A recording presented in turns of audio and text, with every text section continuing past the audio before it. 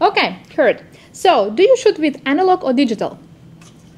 Well, I mean, I go back to before the time of PCs, so I started off shooting film.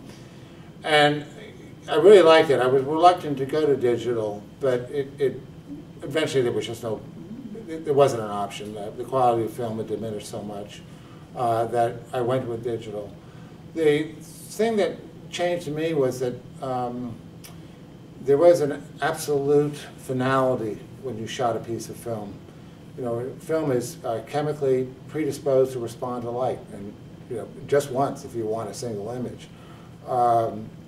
Digital is so plastic. I mean, it's not just that you can just take endless amounts of images at no additional cost or time in labor and processing, but what you can do with it afterwards.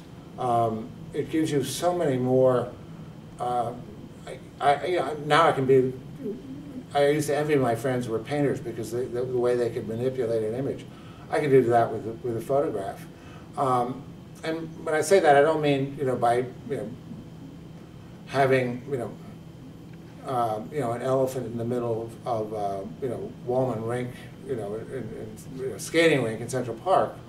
I mean that you can do it. You can embellish images the way you would like them to be if you were shooting film, but didn't have that flexibility that digital gives you. For instance, my picture I did of Junot Diaz, there was one picture I particularly liked, but unfortunately the camera dipped down just a little bit, and the top of his head was cut off. It's not that I object to cutting off the top of my subject's head, but in this picture, I really felt he needed the space. So what I did was I took the top of a reject image and just added it to the top of Junot's head. It was out of focus. You would never look at it, but his head was resolved. He was floating in an entire space instead of being confined to the frame of the camera.